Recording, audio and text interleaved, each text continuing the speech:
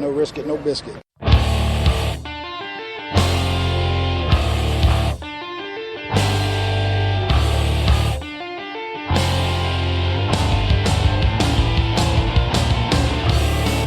Arizona Cardinals fans, do you see red? Are you part of the Red Sea? Then you are listening to the show for you. A podcast for Cardinals fans, by Cardinals fans, with outsider and insider perspectives. It's time to rise up and see red.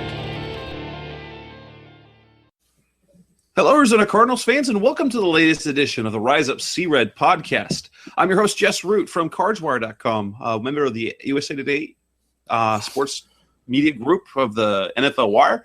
And my co-host is Seth Cox from RevengeOfTheBirds.com, SB Nation's Arizona Cardinals team site, and also one of the co-hosts of the NFL Draft Breakdown podcast. Seth, how is everything going?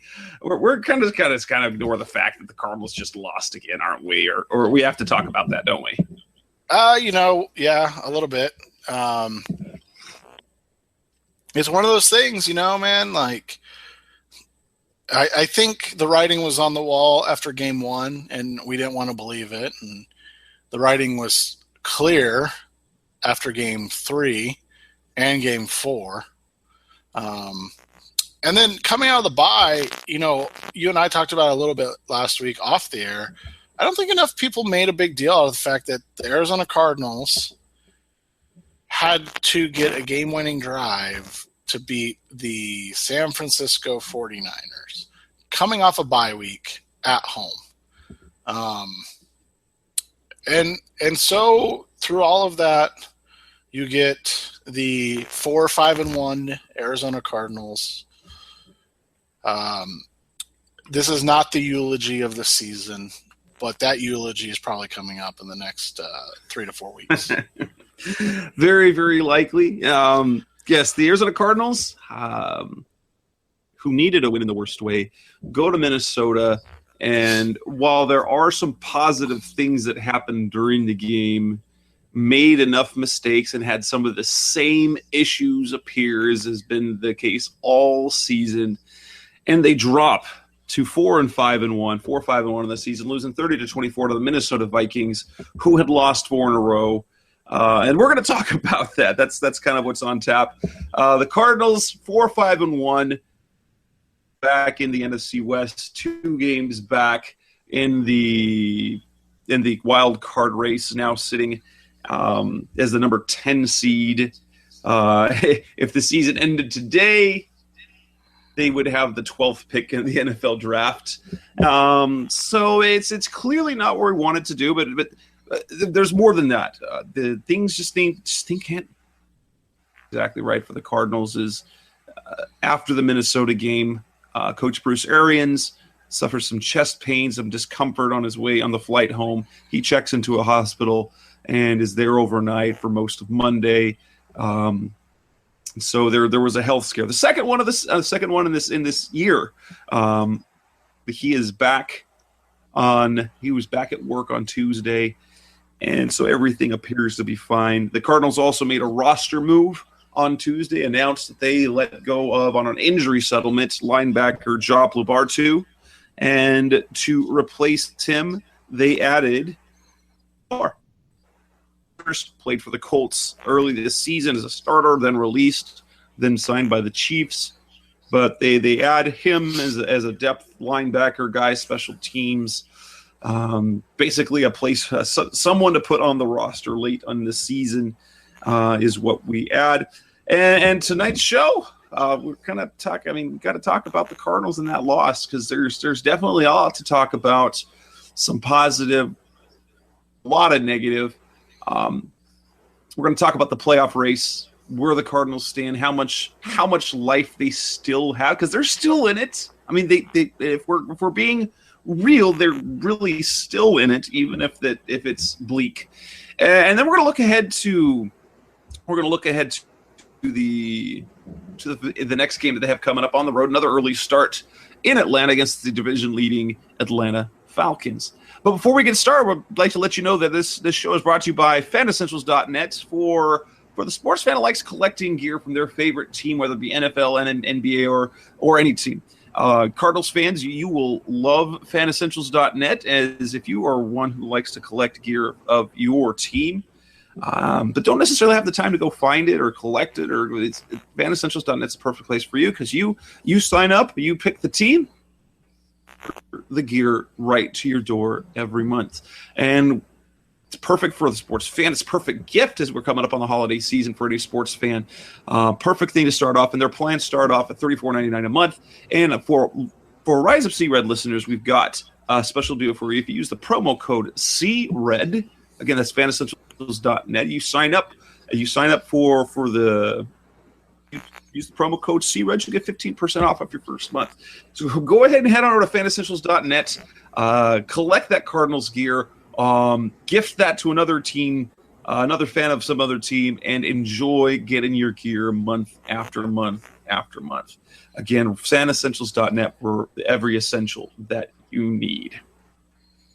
Let's go ahead and get started talking about, let's first and foremost, this health scare that we haven't really heard anything yet. I saw that there was a video on azcardinals.com. I haven't had a chance to listen to it. I had some internet issues as I was out and about with my son this evening, so I didn't get a chance to see or what it was about. Seth, did you happen to catch that, and what did he address the health issues to the team? I know he's back. How concerning is this for a guy who is not young by any stretch of the imagination? Well, and I mean, not playing a doctor, but he's not even like the healthiest looking dude in the world either. Let's be completely honest about that. Like, I love Coach Arians. This is not a shot at him, but it's not like he's the picture of health. So it's not skinny man Pete Carroll. Right. He's not Pete Carroll jumping around on the sideline. Hell, he's not even Mike Zimmer. I'm looking at a picture of the two of them shaking hands. And, Bruce Arians looks like cool Bruce Arians, Uncle Bruce Arians, who drinks beer at all the family get-togethers. And, Mike Zimmer looks like he went for a, 4-mile run before Thanksgiving, the Thanksgiving meal was served. So,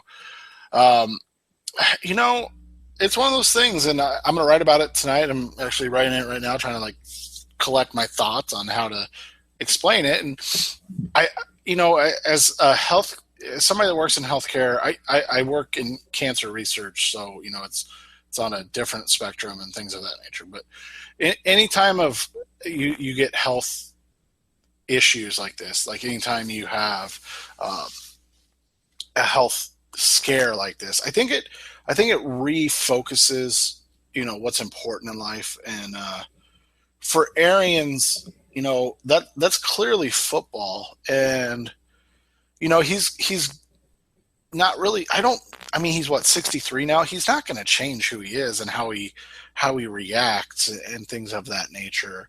So, he talked about how it's not good for him to hold it in or anything like that. And, he's going to keep yelling at refs. And I heard Burns and Gambo joking about it today that, he's probably just going to swear more at the refs now and stuff like that. But you worry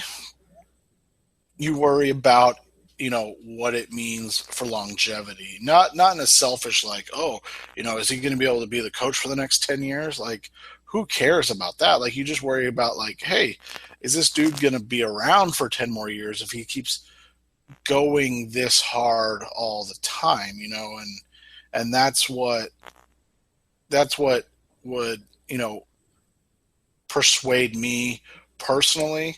I know his goals are different than, what I have for goals in life, but, you look at it, and his goal is to leave a lasting legacy in the NFL. And that's not just by winning a Super Bowl. That's, creating a coaching tree and having his, hands kind of all over, his fingers all over the NFL and what's going on in the NFL. And I think he's going to keep pushing on and keep doing what he's doing. I don't know if I would say that's the right call, but it's Bruce Arians, and that's the Bruce Arians call. I think we can agree on that. And well, for me, obviously at his age, he's going to do what he's going to do. He's a proud man. He does. I mean, his personality is not one to kind of change things. Obviously, he's going to be smart about things. He's already on a strict diet for whatever the reason is. But there's got a history of this. He's had issues before. He's had some hospital entries, but anything. And I think he's preparing the team for this. Is that he is very good about. He's been very good about developing his coaches. He gave Harold Goodwin more responsibility this offseason.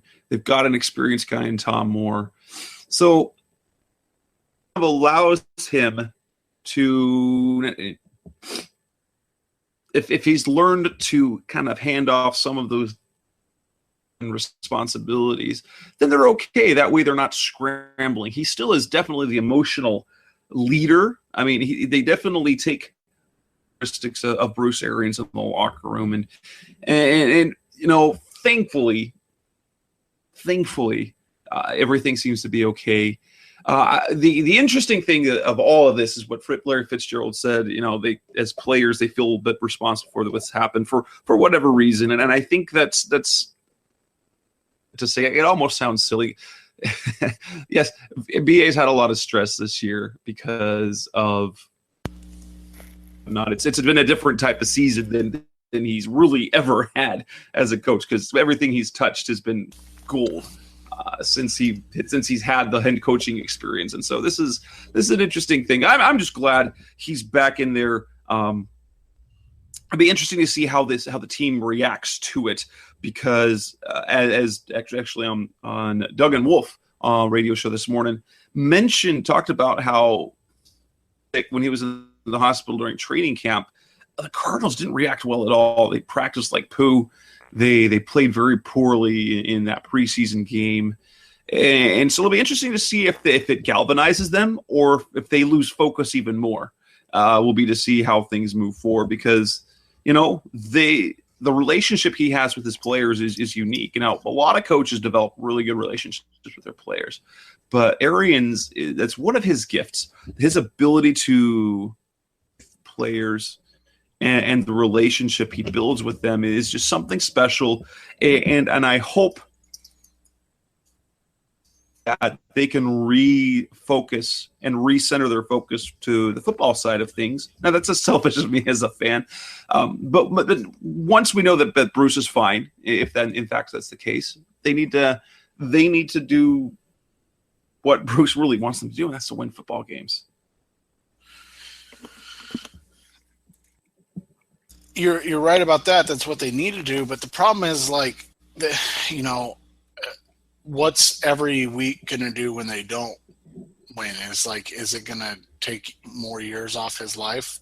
Poor guy, because, you know, his team can't pick him up and help him out. So it's one of those things, like, you know, from the selfish point of view, I think you obviously want him to continue to coach, like you said, because of the success he's had, because of the change in culture that he has brought to the Arizona Cardinals.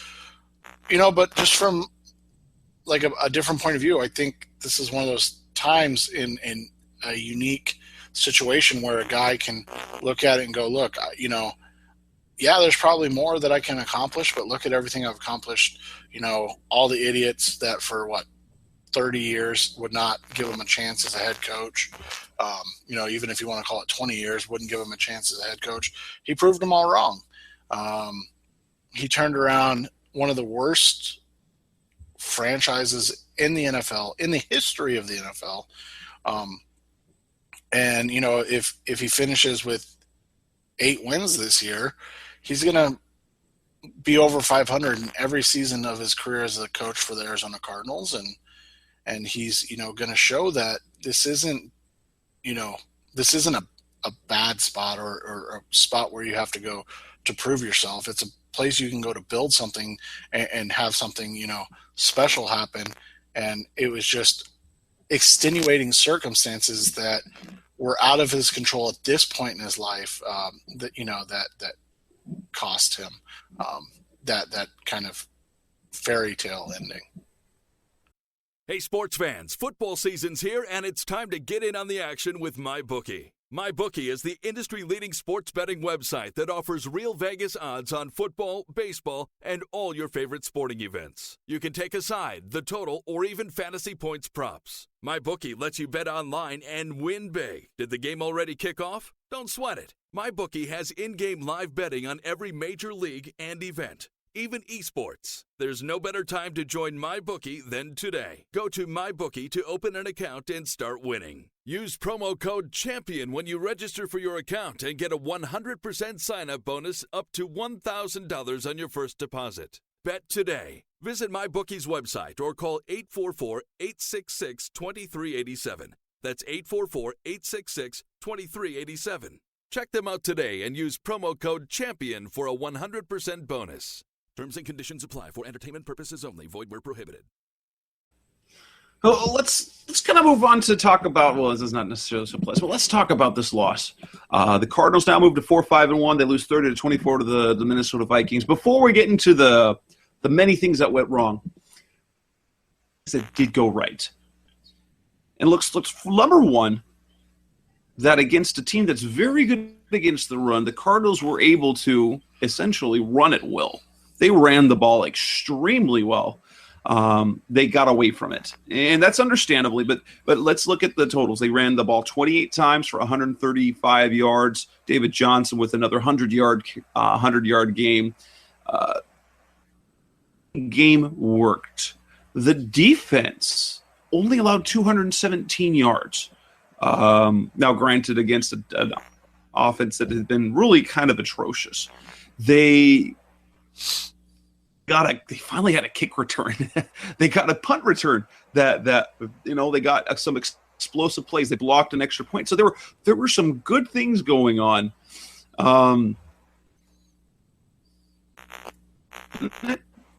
mean, after that, it was and then if you look at Drew Butler. Drew Butler's first punt was terrible.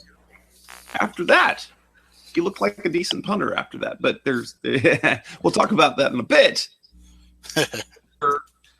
Looked better than Ryan Quigley did after the first punt. Yeah, but the first punt put him in a terrible position, and the thing I didn't ever understand about the Butler and Quigley, for that matter, as well. Like you see this guy that who brought him in on a Thursday night? I can't even remember now. Carolina or New Orleans? Yeah, Carolina. Who Carolina brought in to replace Andy Lee, who's one of the better punters in the NFL. And this dude is just bombing 70-yard punts, and you're watching Drew Butler try to get it 35 yards down the field, and you're like, this is depressing. Like, what is going on? And the whole he could be an emergency kicker thing, that's like keeping Ryan Lindley on your active roster and saying, well, he can be our quarterback once Carson Palmer and Drew Stanton go down. Like, if you're to that point anyways, it's over and done with. Like, you just go for two, right? Or you don't worry about the field goals. But yeah, there were some good things. I thought the defense played well again. Patrick Peterson held Stephon Diggs, one of the better receivers in the NFL, to 5 catches for 35 yards. Chandler Jones had a big sack. Calais Campbell didn't seem to play as much. I didn't look at the snap counts, but he was out for an elongated period of time. But when he was in there, he was disruptive and effective. I'm trying to think. For 48 of 58 snaps. So maybe it was just he wasn't as noticed. Because he was out there for 48 of 58 snaps. I remember that Kent Summers got asked by multiple people because he was gone for an entire series. And he responded, he's down there on the sideline with his helmet. I don't know what's going on. So he might have maybe had to pee or something. I don't know. So, or it might have been a case where, because I've seen earlier in the season where there will be a series, he comes out. And I've seen it was Peters and Gunter in there, or even Gunter and Kimdichie who was in there for that point. And kind of like how they did with David Johnson in that one series that ended very poorly. Instead of rotating them in and out, you give them just a series off, and that's the rest that they need for their game. So that could be the case. Now, it was, Larry Fitzgerald played well. He always tends to play well. Jermaine Gresham in the passing game looked well. They got production out of their tight ends. They had the two very explosive plays. I mean, the one touchdown by Jermaine Gresham, which was a highlight reel type thing where he runs over players and leaps up for the catch, runs over players, stretches out and gets the touchdown. Darren Fells, who as long as he's not hurting himself, he seems to, every time he catches the ball, he's looking to hurdle somebody. It's unwisely. I don't know why he's just trying to jump, just lower the shoulder pads and go through them. And so in that sense, they were defensively, they did in terms of yardage, but let's go to the not so pleasant stuff, because the same issues, like the exact same issues that they've been dealing with all year crept up again. Number one, they start slowly. I mean, the beginning of that game could not have gotten worse. They 3-and-out in their first so they get the ball first. And one of the reasons why Bruce Arians likes getting the ball first is simply to be able to get a lead.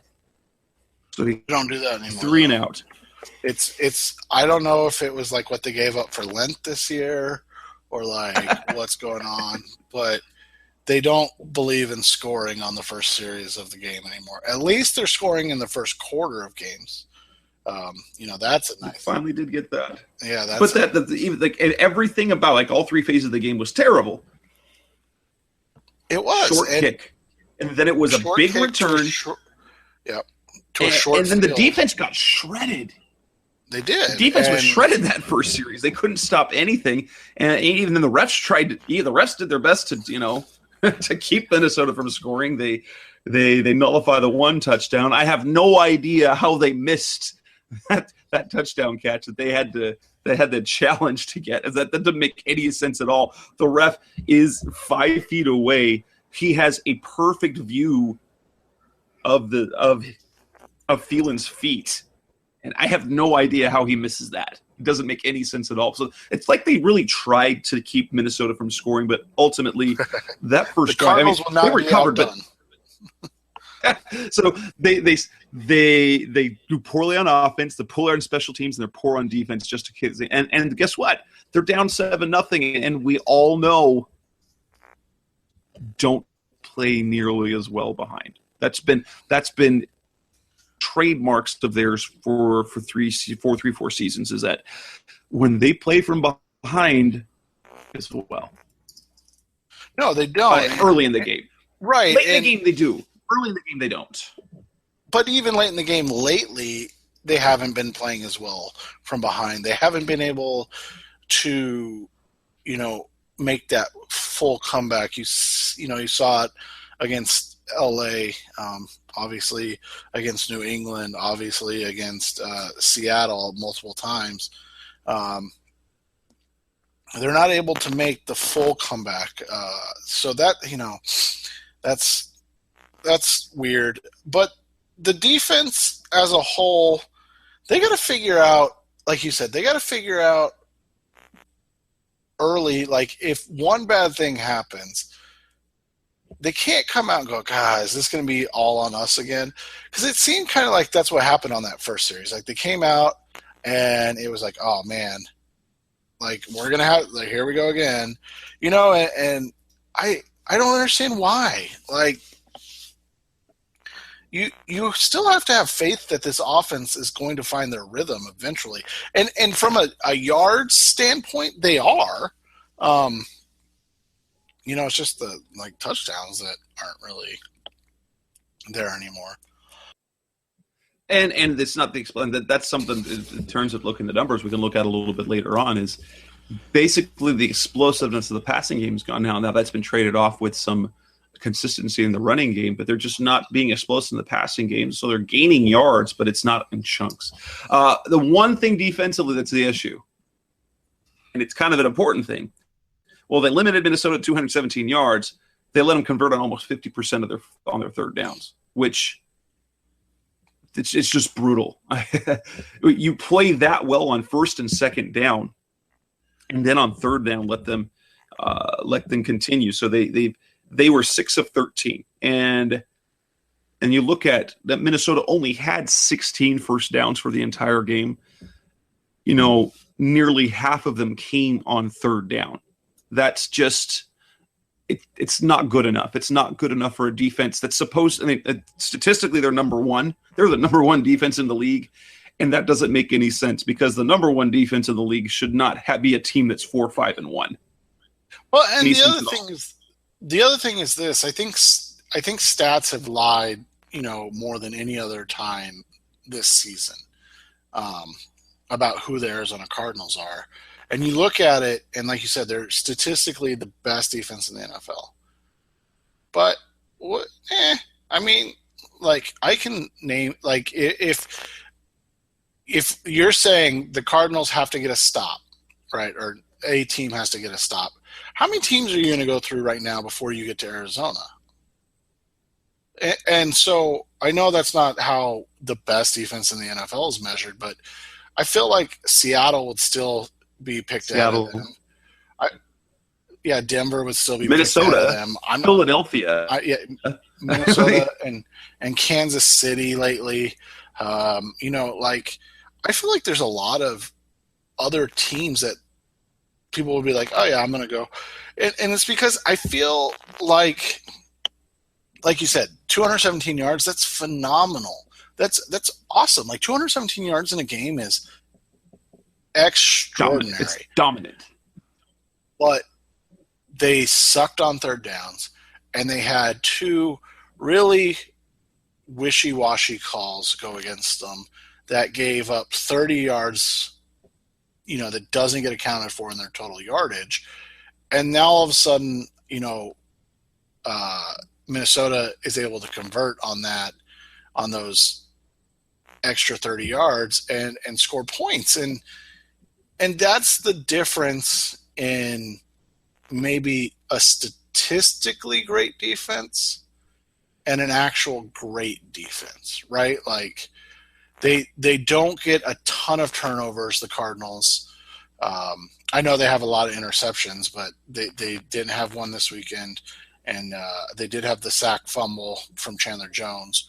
But, they haven't been causing a ton of turnovers, and they've been turning over the ball a lot. And so from a yardage standpoint, as you said, that they're great. It's the other things, though, that are leaving them in bad spots, and then they're not able to kind of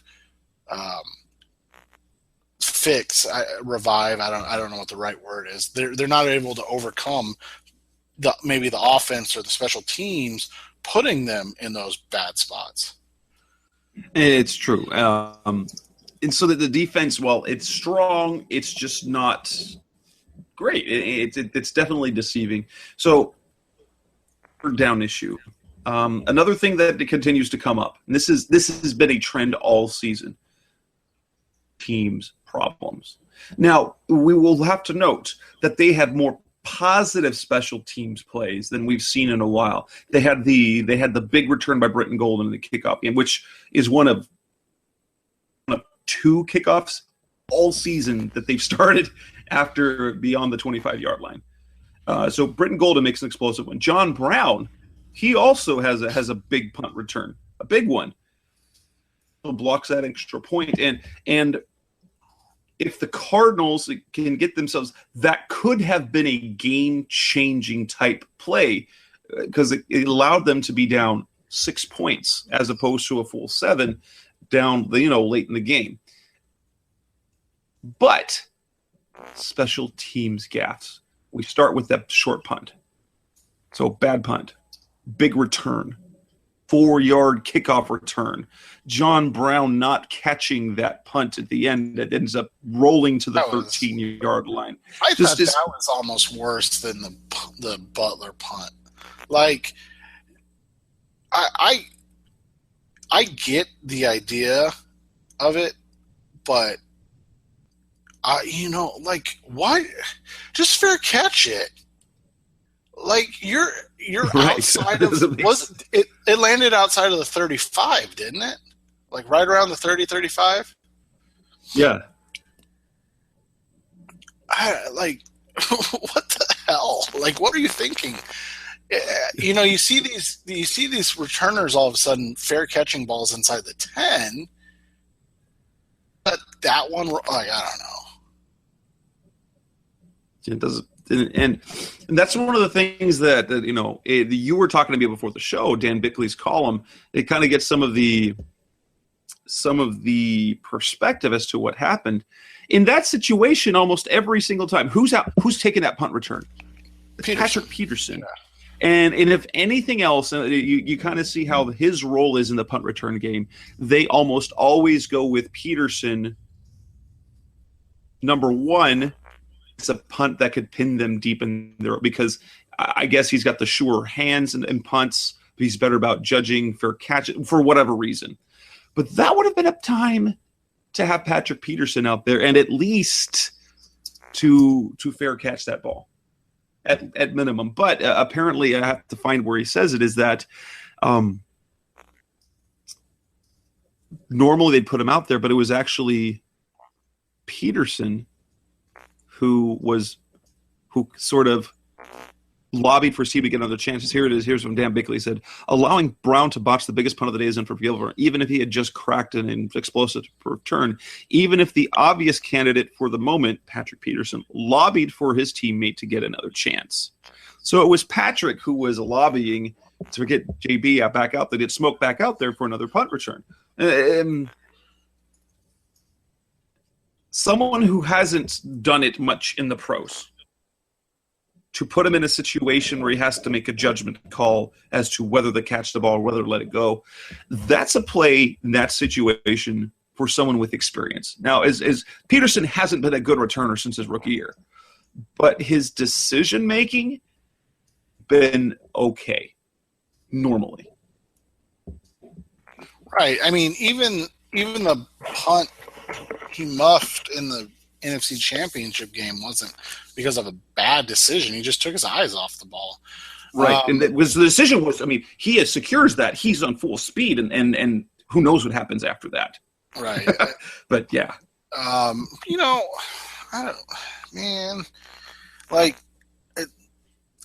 don't understand some of the coaching decisions. I don't know if it's an Arians call or if it's Amos Jones. Like, I don't understand the special teams coaching decisions.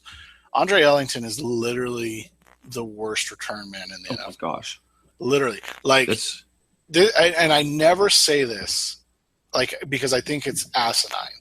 But I promise you that they can sign Jess or myself tomorrow, and we will do a better job, because we will find a way to make sure that every single time they kick the ball, the Cardinals get the ball at 25, because we'll just take a knee in the end zone. Like, I don't understand. Like, I think there's one kickoff that he didn't field in the end zone. And the rest of them, and even that one, it was like at the even one. Even the kicks that are short, catch them, they're going to bounce into the end zone. Right. Like, so that's my point. Like, just let that ball go into the end zone and let it hang out. And, like, I don't know, man. Like, I don't get it. I don't get it at all. So, I think it's just a continuation of blunderous coaching decisions on special teams that have, probably maybe cost them at least one game, probably can say two, wouldn't you say? So, and who knows what the Minnesota game. If we're looking directly at special teams play, so we've got the field goals and the blocked punts. Those are the easy ones to look at. But you look at the field position that they start on offense all the time. You look at the returns. The returns they give up. Now I'm not going to necessarily kill them for the special teams play for that big return that Tavon Austin had against the Rams, simply because they three stooges. They totally stooged Justin Bethel, and he couldn't see. So how was he going to make a play? And was a little bit on the, cheap side, but nonetheless, it was. But here's the thing: fans have been calling for Amos Jones for some time. Bruce Arians said it's definitely not coaching. They're being coached extremely, extremely well. But why does it? I don't understand why there continue to be. I'm not sure what a different special teams coach does. I mean, you change the coach and then what? Because I'm sure that it's not Amos Jones just saying, "Yeah, do whatever." I know Arians going to be extremely defensive. He's going to be very, very going to take care of Amos, and he's one of his guys. But would anything be different if they brought in a Kevin Spencer or they bring in another coach? Because these seem to be just mistakes that players are making on the field for whatever reason. Why are they making these mistakes? That's the question. That's what doesn't make sense, and it's so different than last year. And you can kind of trace it all the way back to this offseason with some of the decisions they made personnel-wise, right? Like, I mean, you could even kind of trace it back to last year. My dad and I were actually talking about it when they signed Justin Bethel to a big, contract that is typically saved for a number 2 cornerback, at worst a number 3 cornerback, and he's a guy that really, does he belong on the field as a cornerback? I mean, I think that's a legitimate question to ask. And so in turn, what happens? Oh, well, you let go of Gerard Powers, who's having kind of that career renaissance in Baltimore. And it just it's kind of taken off from there. From going from a GM and a coach that seem to make every call the right call. Now all of a sudden, like you said, what is it? The personnel? Like, do they not know their own personnel? Do they not, or do they just have such blind faith in their personnel and coaching staff that they don't want to see what the struggles are?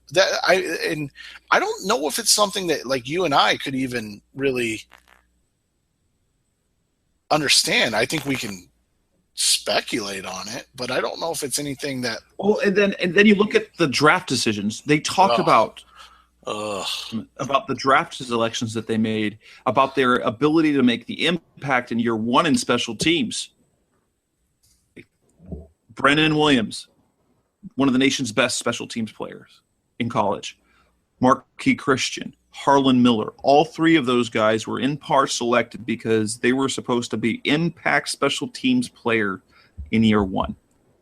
And then, Miller's on the practice squad. Christian's not even a Cardinal. Right. They let Christian go to keep a punter for an extra week.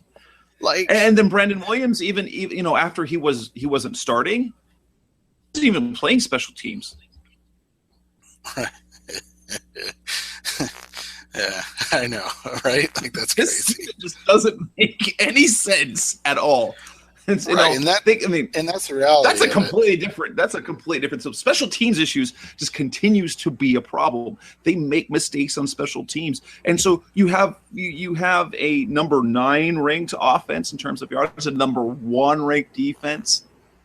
You're 500 because you can point to specifically special teams gaffe led to a field. So bad snap leads to a missed kick in week 1. They should have won that game. That's 1 win. Punt blocked, mixed extra points in the Seattle. That's 2 wins. You have the return against Los Angeles that gives them the win. So that's potentially 3 wins. Oh, and then on top of that, the difference in the game. What was the difference in the game on Sunday? That 104-yard kickoff return for touchdown. We don't know if they don't go down and score again anyway. So that's potentially 4 wins because of special teams problems. So instead of looking at, potentially if they have a solid special teams unit, instead of sitting at 4-5-1, 9-1, or 8-1 or whatever. 8-1. But that's the thing, man. Like, it's just you can't. Maddening. It's maddening. You can't say that something's a priority, and then draft all these guys and bring in all these guys that are supposed to make the unit better, and then none of them really see the field. Right. Like you talk the talk, you even walk the walk to an extent, but then when it came time, when the lights came on, you got the same dudes out there. Like, that's crazy. And that's kind of where this whole season's been, hasn't it? Like, you sit there going, this isn't right. Like, this doesn't make any sense. And that's how I feel about it. So let's turn to the next problem. Turnovers. Well, that's before the turnovers. But before the turnovers, protection of Carson Palmer. This offensive line sucks. Oh my gosh! I mean, let's look at this. Say what we want about Carson Palmer's numbers. Let's look at the number of sacks he's taken this year. He's now, they've given up 31 sacks, but he's been sacked 30 times this year. He was sacked 26 times, 26 times all last season. And you wonder why Palmer's having a down year. Jared Valdeir's, this was one of the matchups where, yes, this was going to be a problem. And I'll turn that to the next problem. This was a game where the edge rushers were supposed to dominate this game. And guess what? Minnesota did. Arizona's didn't. Minnesota's offensive line problems are as well documented as the fact that the Cardinals are playing with a bunch of hodgepodge. You've got right tackle DJ Humphrey had a bad game. He's got half a season of experience under his belt. John Wetzel, he was starting his second game ever at left tackle.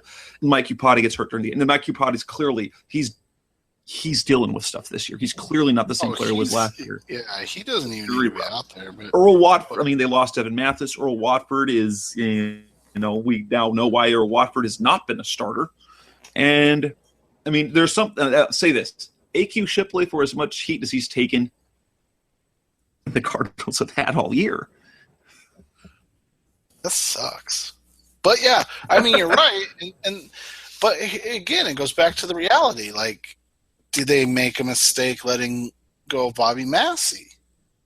I wouldn't say Bobby Massey's like. Bobby Massey's had a bad year though this year, so it's not like.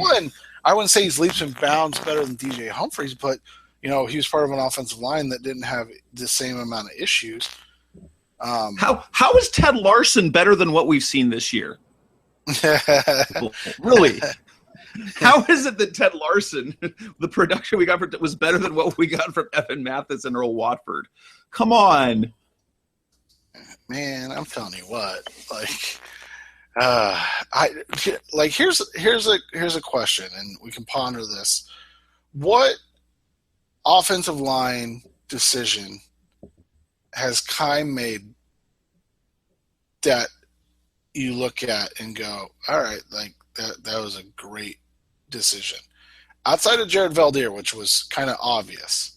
Like, Upati's been good, but it's clear he's inferior as a pass blocker. It's clear. And this year especially. Yeah, they knew he was pretty good last year in pass block. But, it was still clearly his weakest part of his game. And San Francisco was like, man, we're not going to pay this dude who's a run-blocking guard. Like, he's going to get our quarterback killed. Even if that quarterback is, Blaine Gabbert. Like, he's going to get this dude killed. You look at it, they had to bring back Lyle Sendeline because A.Q. Shipley wasn't doing it. They drafted Jonathan Cooper. Clearly, he's gone.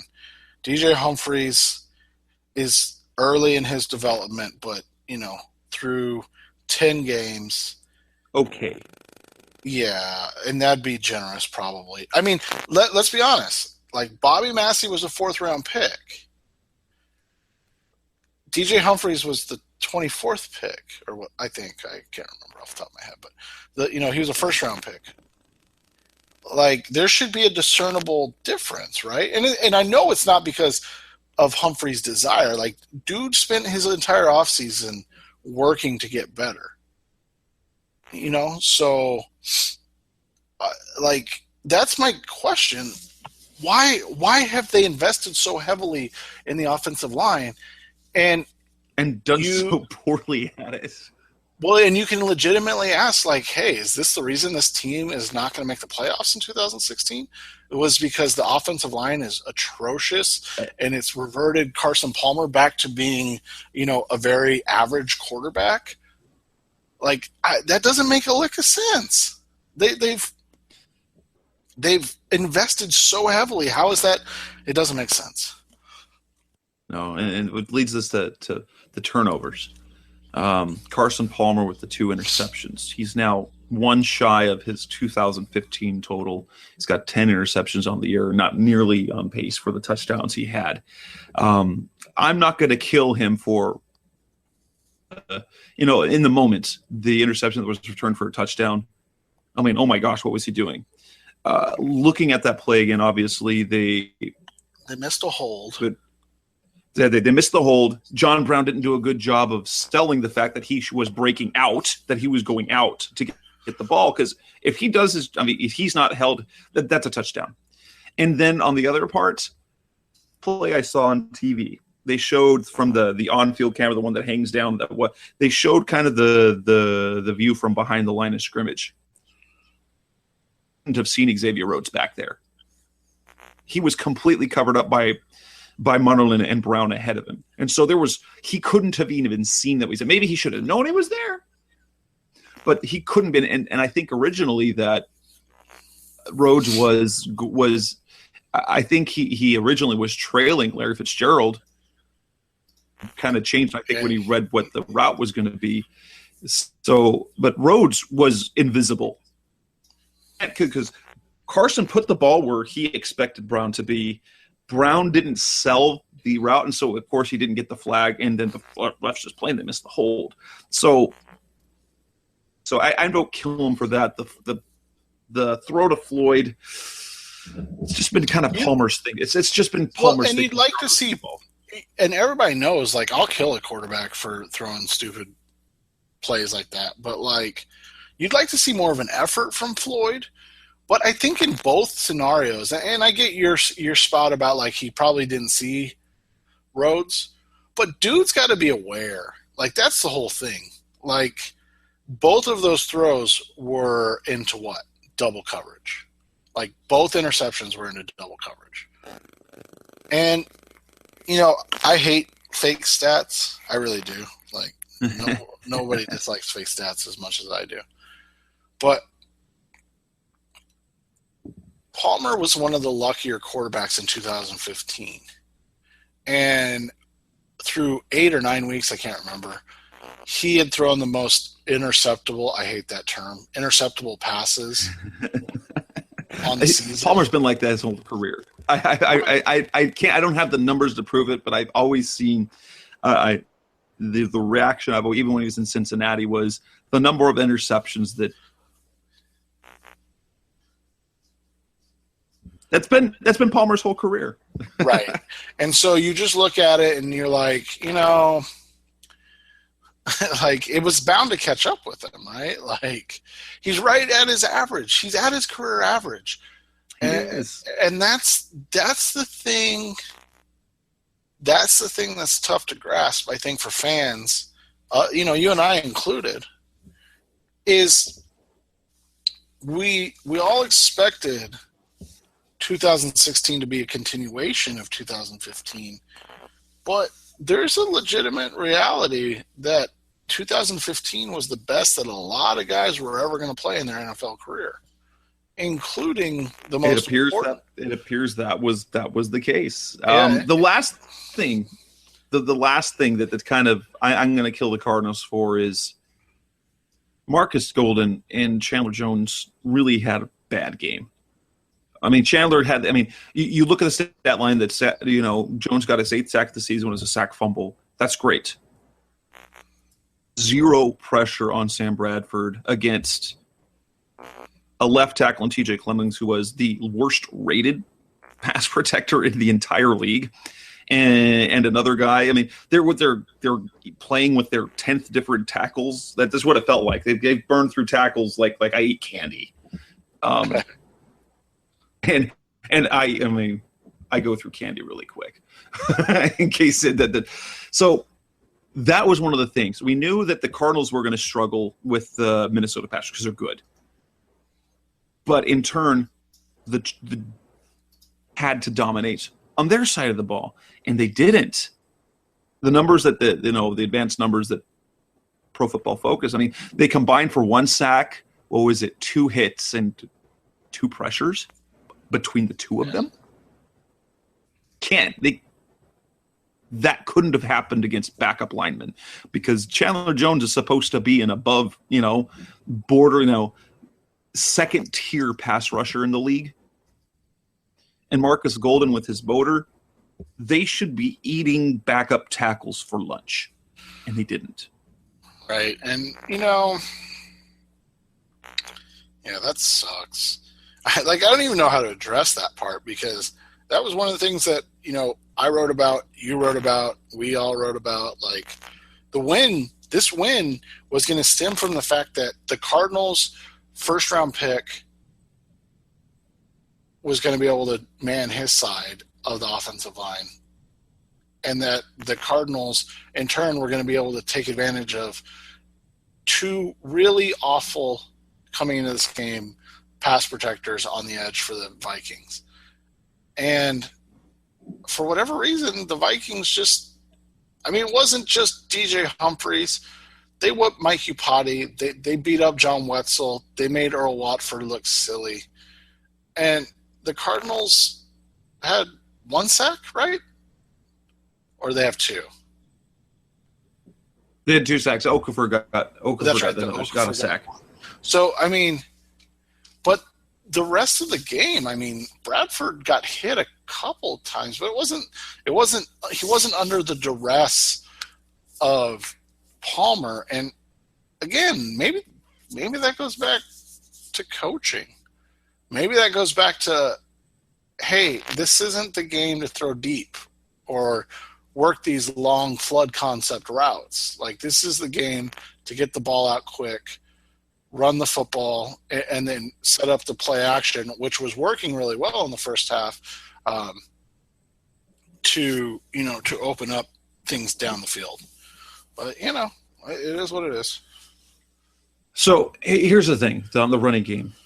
Do you feel that they abandoned the running game in the second half? It looks like they did. I don't know if abandon's the right word. I would just say that we've talked about it before. I think everybody's watched it many times. What happens is simply Bruce Arians believes too heavily in Carson Palmer, the passing game, and that this is the way that you get back into games. And so even if they're down, a touchdown, and there's 6 minutes left, like did you watch the Raiders Texans game last night? I watched some of it. Okay, so the Raiders get the ball. Now, granted, it's tied, but the Raiders get the ball. They haven't run the ball worth a damn all night, and they run the football like 2 or 3 times, and then they throw a pass in the flat to the running back, something kind of short and quick. Then they throw a smoke route to the wide receiver, and that's what they score on. Like, they weren't trying to throw the ball down the field. Like, they weren't trying to, and they have maybe the second best offensive line in the NFL. And they, people bag on Derek Carr because he only averages 7.3 yards per attempt or something like that. But you know what? I'd rather have 7.3 yards per attempt and the success of the Raiders than average, nearly 9 like the Cardinals do and be 4-5-1 and scratching my head at what the hell's going on. Like, sometimes you just have to understand the flow and the game that is occurring. And I don't think it's abandoned. I don't think he does it on purpose. I just think he goes back to what he's comfortable with and who he trusts the most. And it's not that he doesn't trust David Johnson, because David Johnson's out there the entire time. I think he just trusts Carson Palmer to make the right plays. Breakdown. So I'm going to kind of piggyback off what they said on the radio recently. The truth is while they look at the number of carries, what ended up happening, it wasn't that they gave up on the run. It's that they were down so much, and it wasn't until they were down 13 points in the fourth, and so this is how their second half drives went. Half after they gave up the touchdown on the kickoff return, they ran the ball. David Johnson had a carry. Then it was an incomplete pass to David Johnson. Then it was another incomplete pass to David Johnson. So they were going to David Johnson. So it was the 3 and out. Next drive. David Johnson carry, or sacked. So 3 of the first 6 plays were in the second half offensively for the Cardinals were runs. And another 2 of them were passes to David Johnson.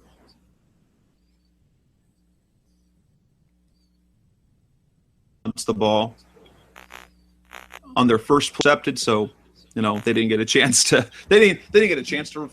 run the ball after that. Then they go and score. They kick the field goal. They're now up 30-17. The Cardinals then get to seconds left in the third quarter. They're now down 13 points. At that point, yes, kind of out of the question. They're down 2 scores with basically a quarter left. For that, this abandon the run. This wasn't so much abandoning the run as it was the situation dictated that, because they tried to get the ball to David Johnson, but they couldn't drives. Otherwise, they would have done more. And then in the fourth quarter, they had to pass the ball. Right, and that was the whole thing. Is like I saw a stat from Arif Hassan, who does great work for the Vikings, a bunch of sites for the Vikings. And when they had Linval Joseph in, the Cardinals averaged like 3.3 or 3.8 yards per carry. And then when Linval Joseph was out, the Cardinals averaged like 7+ yards a carry. So clearly the Cardinals probably had the same stats on their sideline. Like, all right, let's Linval's in. Let's not, like you said, let's not abandon the run. Let's not abandon DJ. And I don't think they ever abandon DJ. I just think they think, okay, well, we can't win in this way, so we need to go back to the other way. So yeah, that kind of, that's a whole lot of stuff. Is there any other bad stuff we want to talk about? Because, jeez. No. So let's next up on Rise Up See Red, we're going to talk a little more. This is almost a little more hopeless, because we're going to talk about the playoff picture. We're going to talk about the playoff picture about the Arizona Cardinals and the NFC. We're back on Rise Up See Red, and let's talk playoff scenarios. The Cardinals. Now, again, I will say for the Cardinals, I am a Cardinals fan. We're both Cardinals fans, so it's not like we're burying them for the sake of burying them.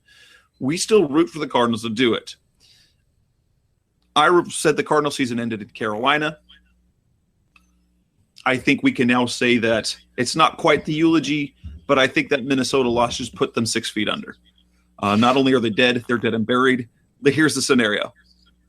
They have 4-5-1. 6 games left. They're 3 games behind. They're 3 games behind Seattle. That means Cardinals have to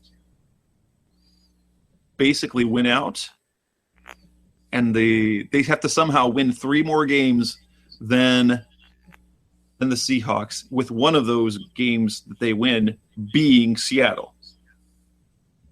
That's not happening. They are now 2 games in seed in the NFC, but us, they didn't do themselves any favor because Washington also won, so they're 6-3-1 as the number 6 seed.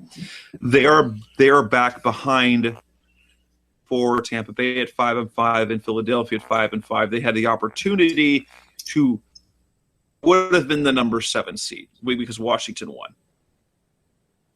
But now at 4-5-1, even with Washington. Now, granted, they beat Washington; they're only a game back.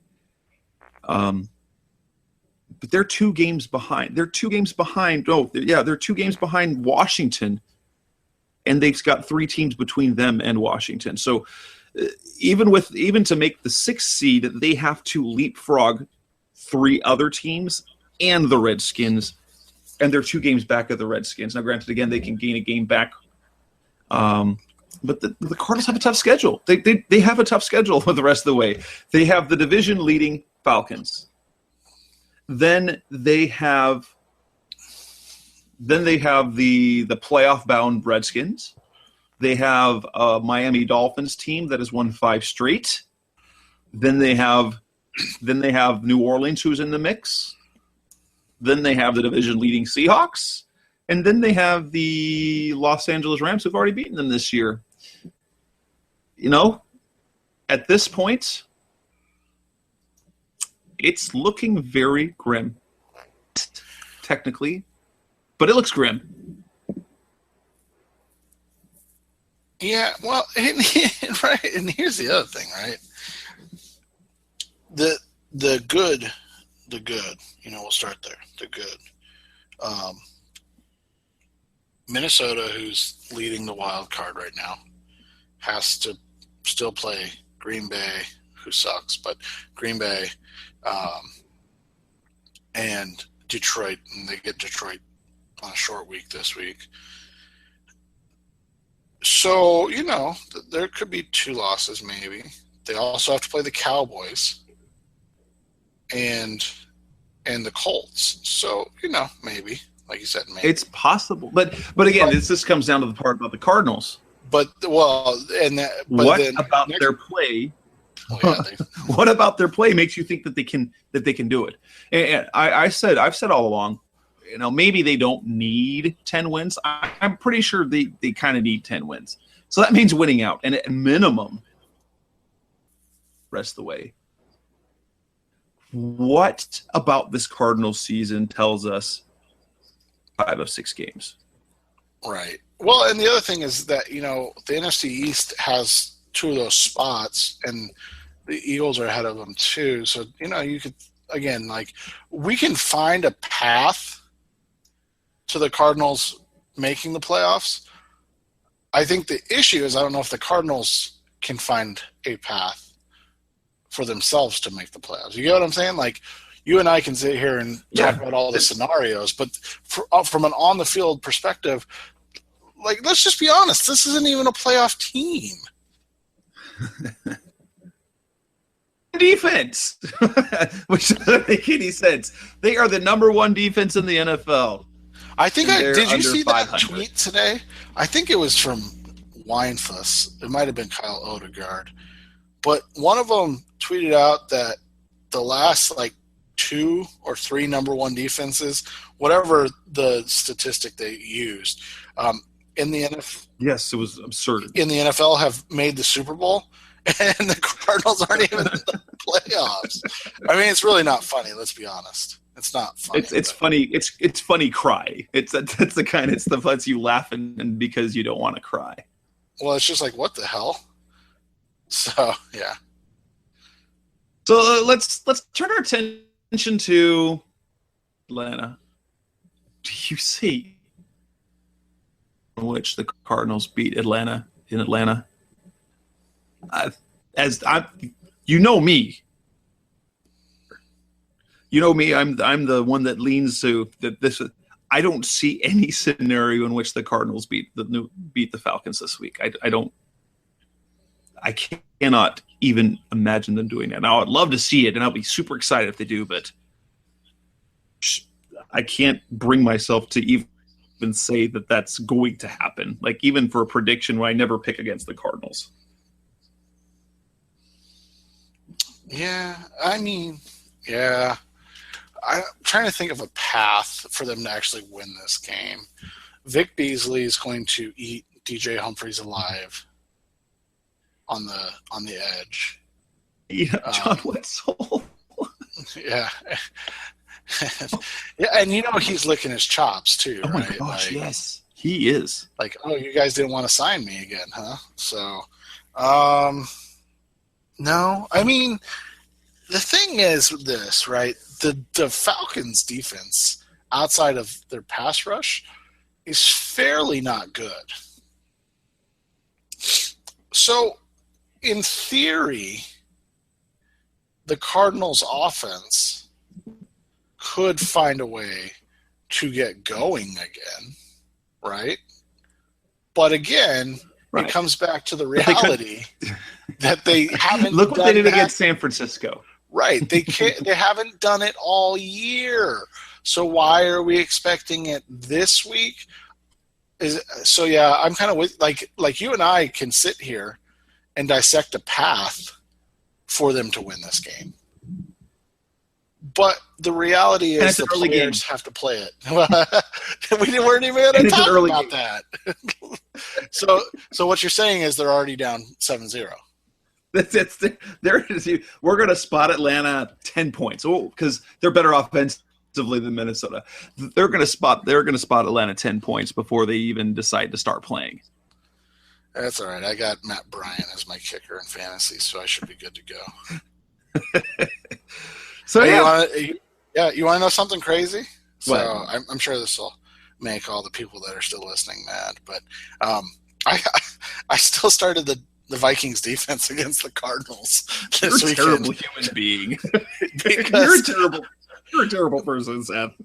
Because I was like, oh man, like I legit thought about trading it out, and I'm like, Palmer early game, like he's due for a couple picks. The touchdowns I didn't see coming, if we're being completely honest. But I figured 2 picks, 5 sacks, 4 sacks. Yeah, it was the sacks and the interceptions I saw coming. You and I wrote about it. We're like, you can't just get that knowledge out of your head once you have it in there. Let's be honest. Right. So, jeez. Depressing. So yeah, I don't see a win coming this week. But you and I talked about it off the air. So fans, if you want something to be excited about, I think the Cardinals are going to lose tomorrow or Sunday. And then I think they're going to win the next 3 in a row. So do with that as you wish. So that puts them at 7-6-1. Yeah. So, 9-6-1 is still in play.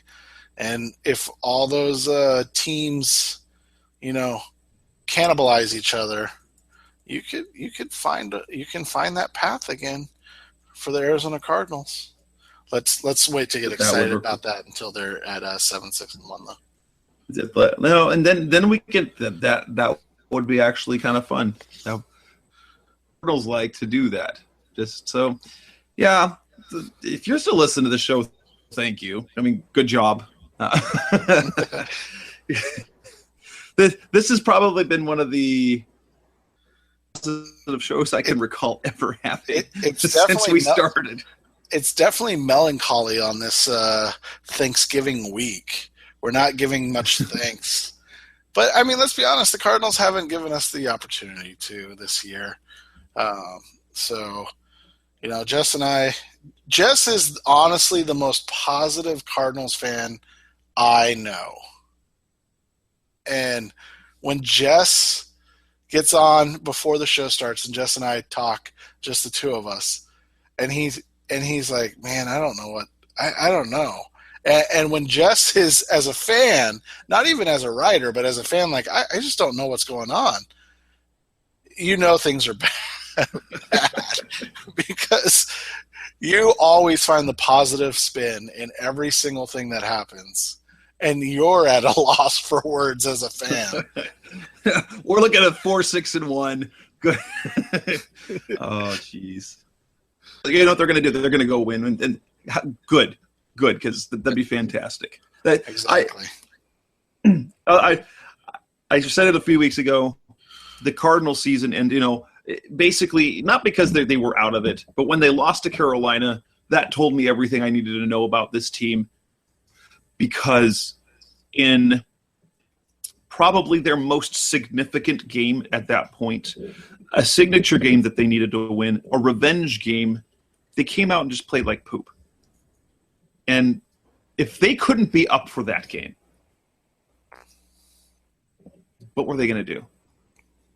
Yeah, leaving everything else behind that did happen early in the season. They had a chance to turn the season around. They had every reason to go into that game in Carolina to avenge that terrible loss, and it looks more or less like the thing. And they played the same all year. Team is what it, Bill Parcells. The team tells you, the player tells you what he is. Don't think that they're anything different. This is the Cardinals team that they are this year, and they're still in it. The talent's there. We've seen it from other teams before. Carolina did it a couple years ago. Carolina did it a couple years ago and won their division. So, there's always hope. So, with that, we'll go ahead and wrap up this edition of the Rise Up See Red podcast.